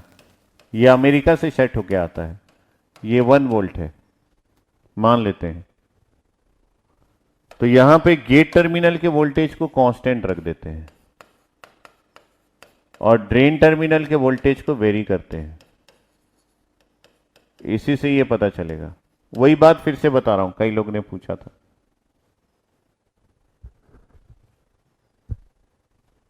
तो जब ड्रेन टर्मिनल के वोल्टेज को आप बढ़ाते जाएंगे, ये वाली वैल्यू कांस्टेंट है, ड्रेन टर्मिनल का वोल्टेज बढ़ रहा है, तो ये थ्रेशोल्ड वोल्टेज की वैल्यू है जो कि कांस्टेंट है ना, 1 वोल्ट है, ये कहीं और आएगा। तो इस बात को अगर हम लोग प्रॉपर तरीके से फिर से डिफाइन करें ताकि आपको समझा सकूं मैं, तो ये देखिए, ये आपका सोर्स एंड है, ये आपके पास ड्रेन एंड है, ठीक है। इन दोनों के बीच का लेंथ जो है वो यहां से यहां तक L है, ठीक है। और आप यहां पे वोल्टेज लगा रहे हैं VDS, और इस VDS की वैल्यू यहां पे कितनी है, 0 है। फिर से बता रहा हूं। और गेट टर्मिनल में आपने एक कांस्टेंट वोल्टेज लगा दिया है, मान लीजिए यहां पे आपने 4 वोल्ट लगा दिया, और थ्रेशोल्ड वोल्टेज की वैल्यू अमेरिका से सेट होकर आई है 1 वोल्ट। ड्रेन वोल्टेज की वैल्यू को आप बदल सकते हो, 0, 1, 2, 3, 4, ऐसा कुछ भी लगा सकते हो, ठीक है। तो अगर आप देखें कि सैचुरेशन कब आएगा, सैचुरेशन का मतलब होता है कि आपका VDS is equal to VGS minus VT। तो किस वोल्टेज में सैचुरेशन आएगा सर, आपका वोल्टेज का वैल्यू आपको फाइंड आउट करना पड़ेगा, VGS minus VDS is equal to VT। तो आपके पास सैचुरेशन वोल्टेज आपको फाइंड आउट करना है, तो गेट टर्मिनल का वोल्टेज तो कांस्टेंट है 4 वोल्ट। अगर आप यहां पे 3 वोल्ट लगा देते हैं तो ये 1 वोल्ट आ गया, आपका सैचुरेशन वोल्टेज 3 वोल्ट हो गया। तो मतलब VDS सेट की वैल्यू जो है वो VDS सेट की वैल्यू जो है वो तय होगी कि ये 3 वोल्ट है। तो ये जो 3 वोल्ट लगा है ये आपका सैचुरेशन वोल्टेज है। जब आप 3 वोल्ट लगाओगे ड्रेन साइड में तो आपका चैनल जो है वो ऐसा हो जाएगा। लेकिन किसी का क्वेश्चन आ गया कि सर मैं जब 4 वोल्ट लगाऊंगा तब क्या, सैचुरेशन से ज्यादा। इसका मतलब क्या बोलना चाहता हूं मैं, VDS की वैल्यू को ग्रेटर लगा दूं VGS माइनस VT से, तब क्या, तब क्या। तो बाकी लोग ने बोला तब भी कुछ नहीं, तब भी ऐसे ही। लेकिन अर्ली ने बोला कि नहीं भैया तब नहीं, तब भी ऐसा ही कंडीशन नहीं होगा, तब भी आपका VDS सेट जो है वो 3 वोल्ट ही होगा। VDS सेट की वैल्यू 3 वोल्ट ही होगा। अब आपको देखना है कि वो 3 वोल्ट कहां तक आ रहा है। तो वो कैसे देखते हैं सर, जब आपने यहां पे 4 वोल्ट लगाया तो ये 0 से चालू हुआ, यहां पे कहीं 1 वोल्ट है, यहां पे कहीं 2 वोल्ट है, यहां पे कहीं 3 वोल्ट है, और यहां पे आके 4 वोल्ट है। तो ये 3 वोल्ट कहां पे आ रहा है, यहां पे आ रहा है। तो इसका मतलब है आपका चैनल जो है वो यहां ऐसा श्रिंक हो गया, और बाकी जो 1 वोल्ट का ड्रॉप है वो यहां पे आ गया। Delta B is equal to 1 volt. अगर आप 4 वोल्ट लगाते हैं तो, अगर 5 लगाते हैं तो डेल्टा बी की वैल्यू 5 वोल्ट आ जाएगी। तो ये पहले आपका पिंच ऑफ पॉइंट था। दूसरी बार समझा रहा हूं, आप समझ में नहीं आया तो तीसरी मंजिल से कूद दूंगा। आप जो है ये आपका नया पिंच ऑफ पॉइंट है अर्ली के अनुसार, लेकिन बाकी अर्थ के अनुसार यही पिंच ऑफ पॉइंट है।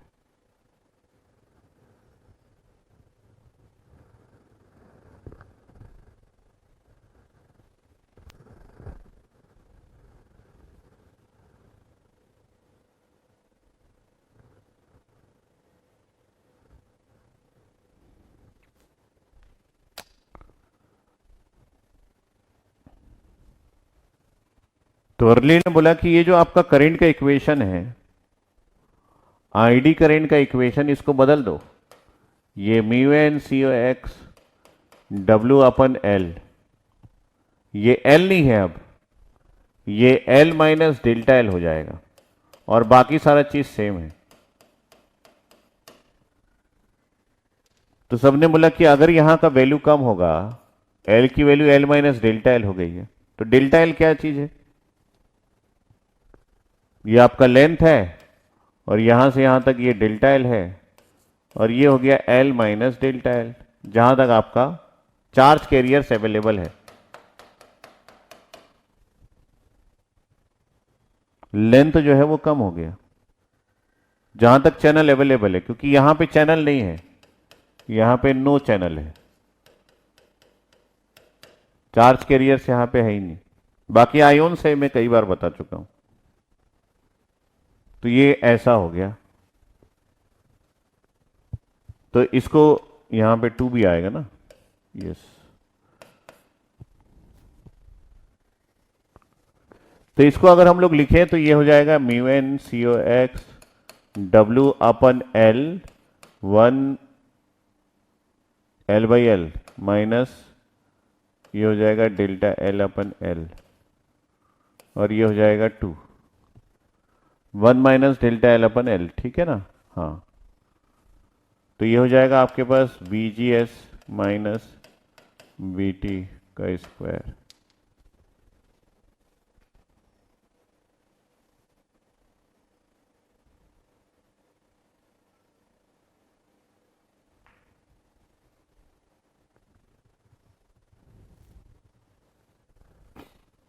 इसको अगर न्यूमरेटर में ले जाऊं तो ये हो जाएगा mu N C O X W upon L divided by 2, और ये हो जाएगा 1 minus delta L upon L raise to -1, और ये हो जाएगा VGS माइनस VT का स्क्वायर।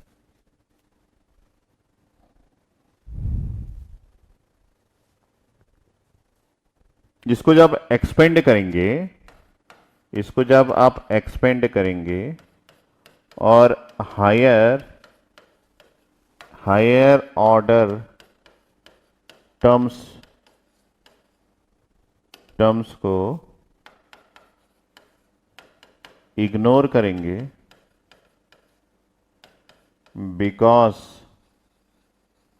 ऑफ डेल्टा एल जिसकी वैल्यू वेरी लेस है, वेरी लेस है।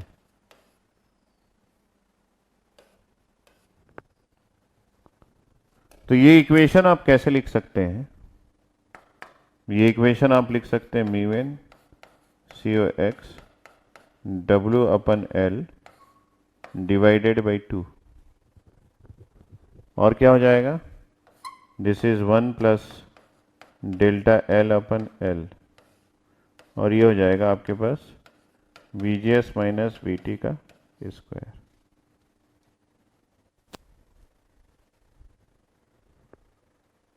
अब एक थ्योरी है जिसके अनुसार आप ये बोल सकते हैं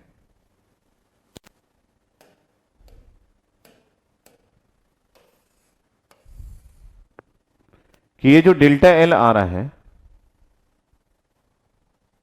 ये जो डेल्टा एल आ रहा है, इसके आने का कारण क्या है?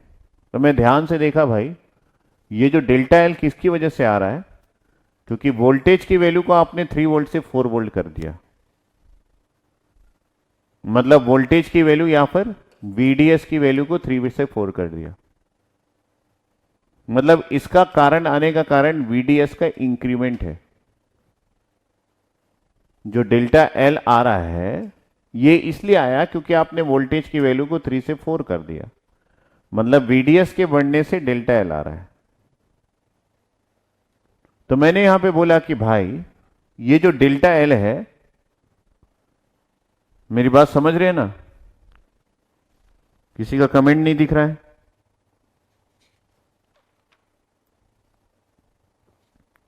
अगर आप कमेंट के थ्रू अपने समझदारी को शो नहीं करेंगे तो बड़ी दिक्कत है।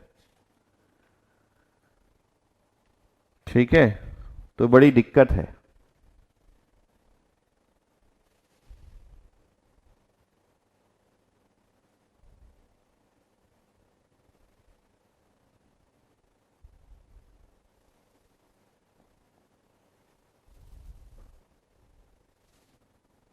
आ गया सभी का कमेंट, शायद मेरा स्क्रीन रुक गया था।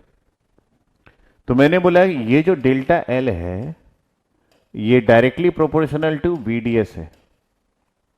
अगर VDS की वैल्यू बढ़ती है तो डेल्टा एल की वैल्यू भी बढ़ जाएगी।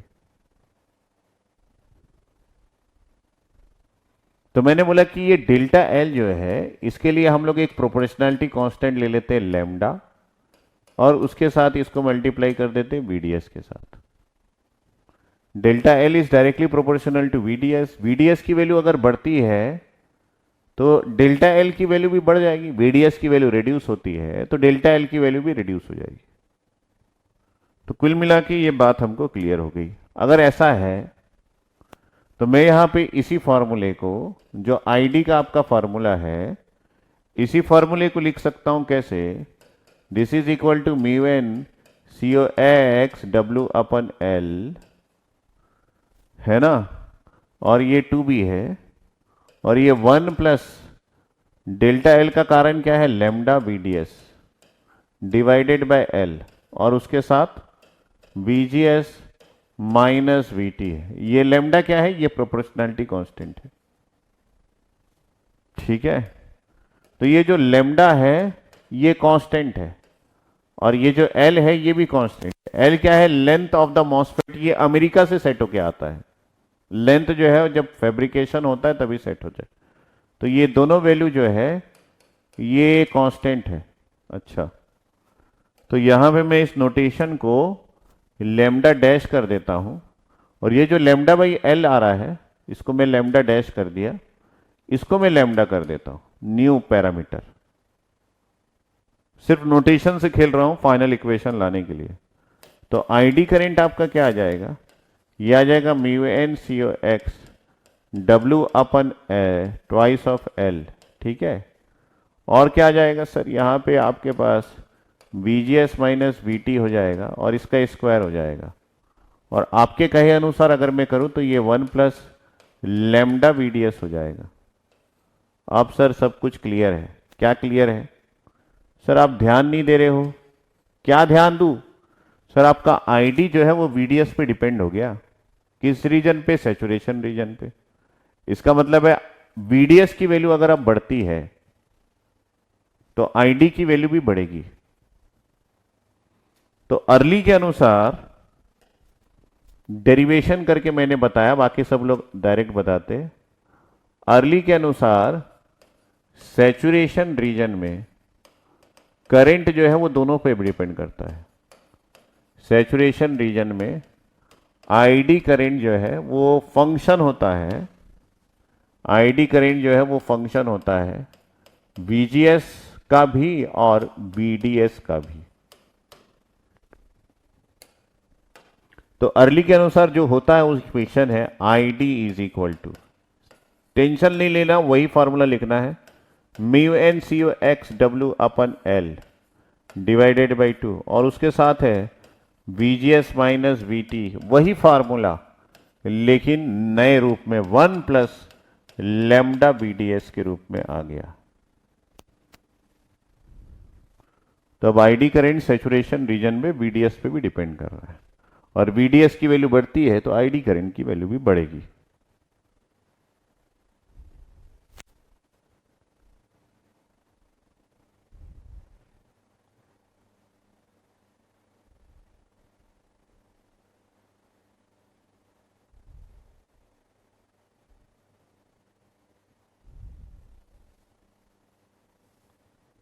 जो आपका कैरेक्टरिस्टिक बनेगा अर्ली के अनुसार, वो सैचुरेशन में कभी भी करंट कांस्टेंट नहीं होगा। वो ऐसा होके ये ऐसा बनेगा।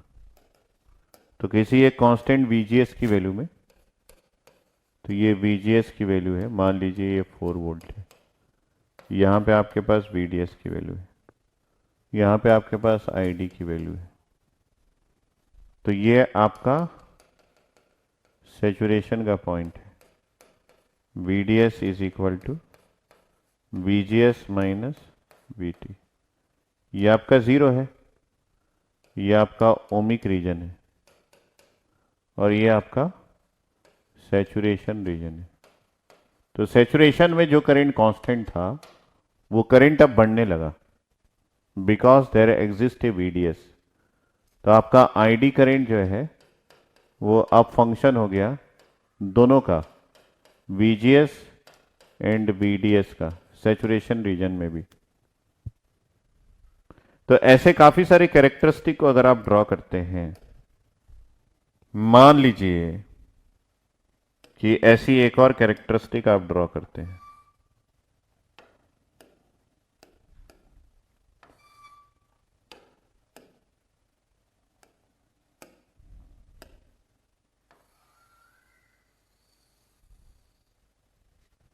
तो ये किसी और VGS पे होगी, VGS is equal to 3 volt. अगर इन सब को मैं खींच के पीछे ले आऊं तो अर्ली फिर से जाग जाता है। तो इसको भी मैं पीछे ले आया, इसको भी मैं पीछे ले आया। तो किसी एक पॉइंट पे ऐसा होता है कि आईडी करंट की वैल्यू 0 हो जाती है और उस पॉइंट पे आपके पास जो वोल्टेज आती है उसका नाम होता है VA। तो ये कौन सी वोल्टेज की वैल्यू है उसको आप यहां से फाइंड आउट कर सकते हो। तो अगर इस इक्वेशन में आप आईडी करंट को 0 कर दो, अगर इस इक्वेशन में आईडी करंट की वैल्यू को 0 कर दो, तो इसका मतलब है कि आपके पास mu N C O X W upon L divided by 2 into VGS minus VT का square into 1 plus lambda VDS, ये 0 हो जाएगा। आईडी करंट की वैल्यू को 0 कर दूं तो इससे ये पता चलता है कि भाई साहब ये mu n mobility of electrons तो 0 नहीं हो सकता, COX की वैल्यू 0 नहीं हो सकती क्योंकि ये कैपेसिटेंस पर यूनिट एरिया है और कैपेसिटेंस पर यूनिट एरिया जो है वो परमिटिविटी और थिकनेस पे डिपेंड करता है। तो permittivity of silicon dioxide zero नहीं हो सकता, थिकनेस जीरो नहीं हो सकता, विड्थ जीरो नहीं हो सकता, लेंथ जीरो नहीं हो सकता। VGS की value gate to source voltage ये तो जीरो ही नहीं है, ये तो 3 वोल्ट है। थ्रेशोल्ड वोल्टेज 1 वोल्ट है, वो भी जीरो नहीं हो सकता। मतलब ये पूरा जो है ये कभी भी जीरो नहीं हो सकता। अगर ये जीरो नहीं हो सकता तो कौन होगा सर? यही जीरो होगा। 1 प्लस 1 माइनस 1 प्लस आया था ना, 1 प्लस लेमडा VDS की वैल्यू जीरो होगी। ठीक है, अगर ये जो 1 प्लस लेमडा VDS की वैल्यू जीरो होगी तो जब ID करंट की वैल्यू जीरो होती है तो ये इंप्लाई करता है 1 प्लस लेमडा VDS की वैल्यू जो है वो जीरो होगी। इसका मतलब है कि फिर आपके पास VDS की वैल्यू क्या होगी जब ID करंट की वैल्यू जीरो होगी? तो ये हो जाएगी -1 अपन लेमडा। तो ये जो VA है ये एक्चुअली -1 अपन लेमडा है। मेरी बात समझ पा रहे हैं क्या? अगर समझ रहे हैं तो बहुत बड़ी बड़ी बात कर रहा हूं मैं। ये VA की वैल्यू -1 अपन लेमडा है। तो इससे ये पता चलता है लेमडा के यूनिट क्या है। लेमडा जो है अगर इसको ले जाएं तो ये है -1 अपन VDS। तो लेमडा का यूनिट जो है वो वोल्ट इनवर्स है, क्योंकि VDS का लेमडा का यूनिट क्या हो गया? Volt inverse. तो कई जगह पूछता है लेमडा का यूनिट क्या है।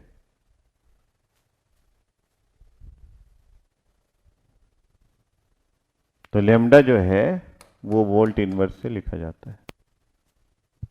और ये पॉइंट क्या कहलाता है? This is known as Early voltage.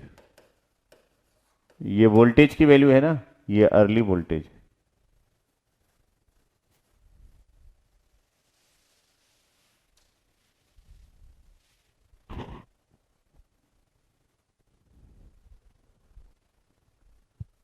बन गया तो बताओ।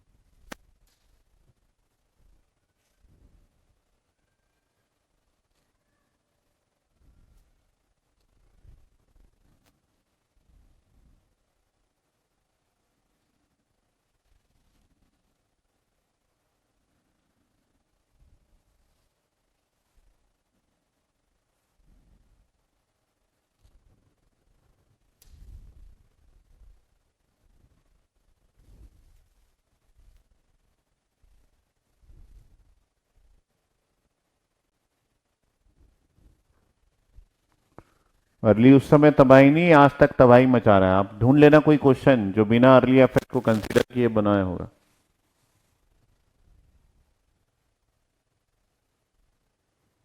डेरिवेशन इंपॉर्टेंट नहीं है गेट के लिए, लेकिन कैसे आया क्या आया वो तो पता चलना चाहिए ना भाई। गेट की कहानी यही है। अगर मैं ये डेरिवेशन नहीं कराऊंगा तो आपको जो क्वेश्चंस पूछेगा वो आप नहीं समझ पाओगे गेट में। ये डेरिवेशन कोई नहीं पूछेगा, लेकिन क्वेश्चन में इस डेरिवेशन के किसी एक पार्ट को ये यूज कर लेता है। यही गेट की विडंबना है। गेट की यही विडंबना है। सभी को क्लियर है ना? अब हम बात करते हैं दो केसेस की, कि एक जो है हमारा कैरेक्टरिस्टिक जो है वो ऐसा बनता था।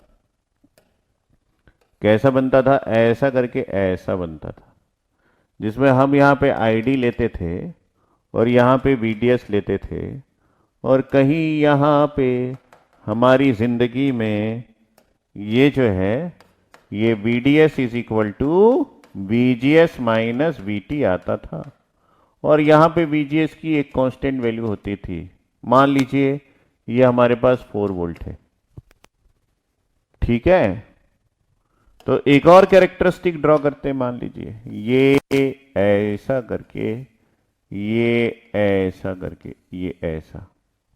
और मान लीजिए यहां पे VGS की वैल्यू जो है वो मान लीजिए 2 वोल्ट है।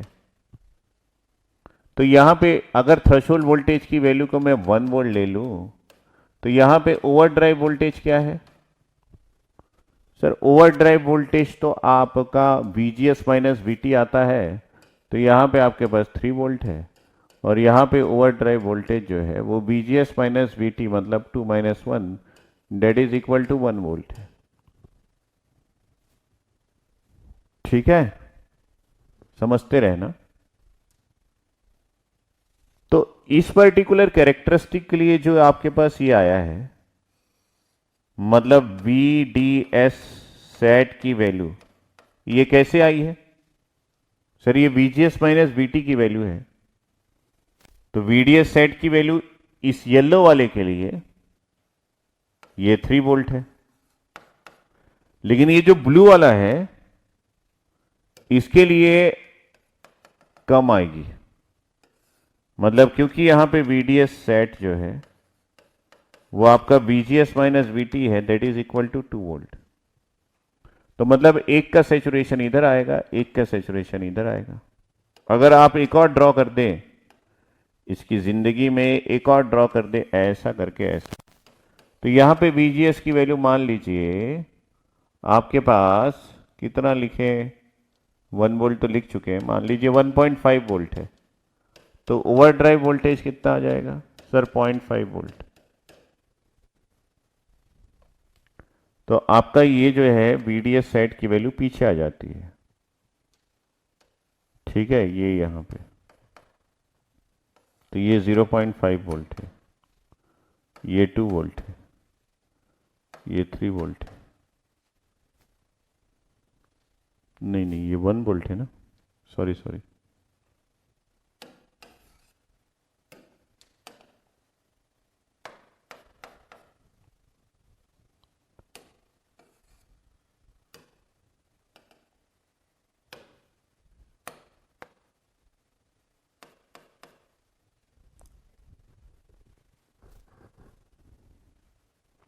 तो मतलब आप जितना लाइन खींचते रहेंगे ये जो सैचुरेशन पॉइंट है ये पीछे आता रहेगा, ये मैं बताना चाह रहा था।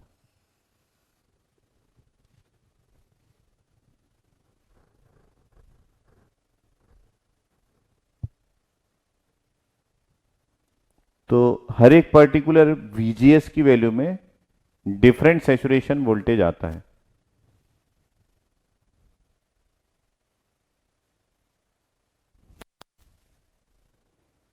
एक पर्टिकुलर VGS में एक सैचुरेशन है, तो ये VDS सेट की वैल्यू ये बदलती रहती है, डिपेंड्स अपन कि आपने VGS की वैल्यू कितनी लगाई है।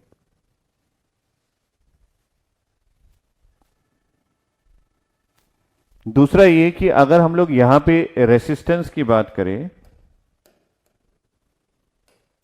इस सैचुरेशन में, तो ये होगा change in VDS divided by change in ID, और इस रेसिस्टेंस की वैल्यू इंफिनिटी होगी क्योंकि यहां पे ID करंट में कोई भी चेंज नहीं है, जीरो है। तो अगर हम लोग यहां पे R सैचुरेशन की बात करें, that is equal to change in VDS divided by change in ID, और आप लैम्डा की वैल्यू को जीरो कंसीडर कर रहे हैं, मतलब चैनल लेंथ मॉड्यूलेशन को आप कंसीडर नहीं कर रहे हैं। चैनल लेंथ मॉड्यूलेशन को, लैम्डा की वैल्यू को जीरो मतलब नॉट कंसीडर कर रहे हो।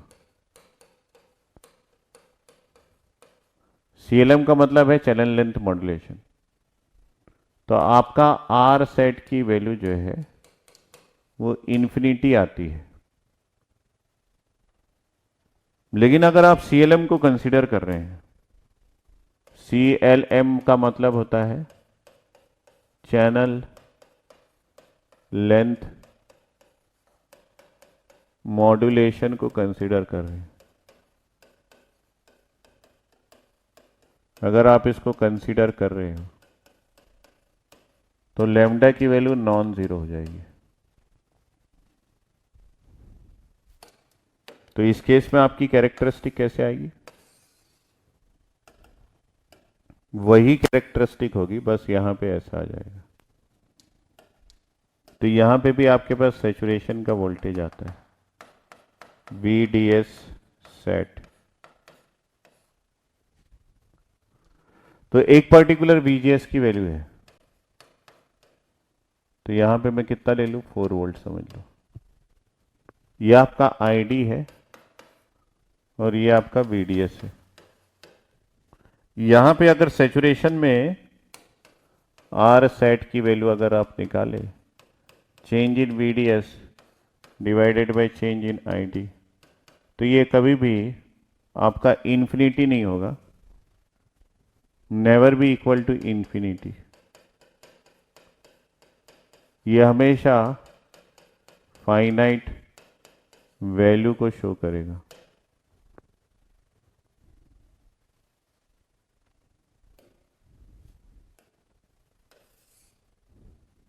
अगर मैं इसको निकालने जाऊं तो मेरे पास R सेट निकल सकता है। क्या फॉर्मूला आएगा देखते हैं। तो R सेट को निकालने के लिए हम लोग डेरिवेटिव निकाल लेंगे VDS का विथ रेस्पेक्ट टू ID। तो 1/R सेट, ठीक है। तो ये है आपके पास ID डिवाइडेड बाय VDS। तो ID का फॉर्मूला है हमारे पास mu N C O X W/L divided by 2। उसके साथ है VGS माइनस VT,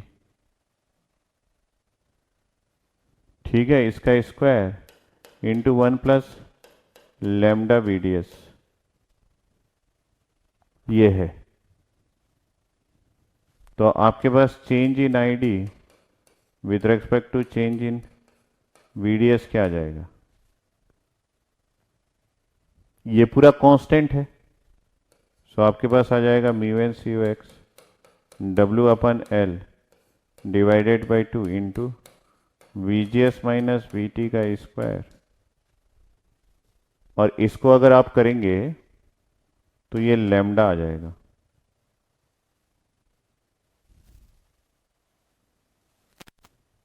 और ये जो है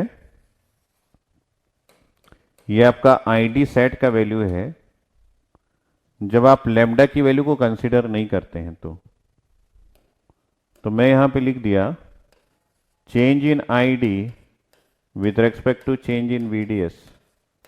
ये हो गया आपके पास ID सेट इंटू लैम्डा।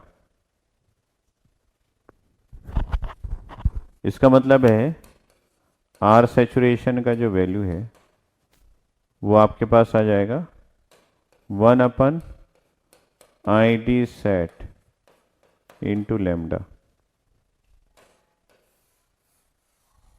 ये गेट का क्वेश्चन है।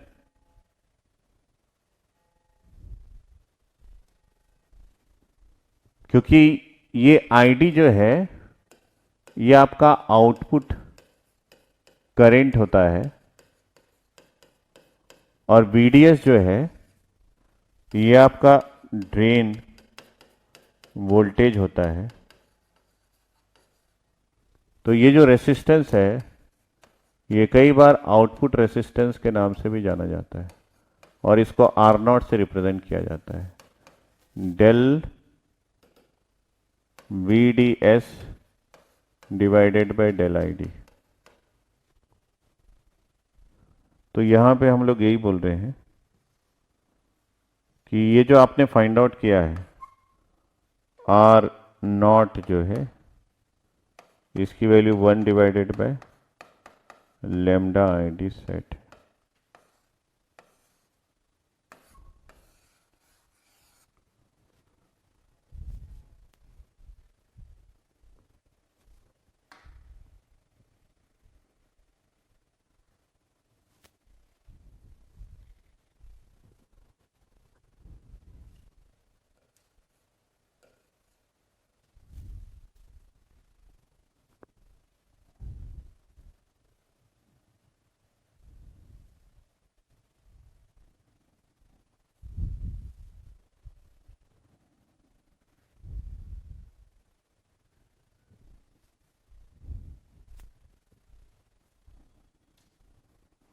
कोई डाउट इसमें?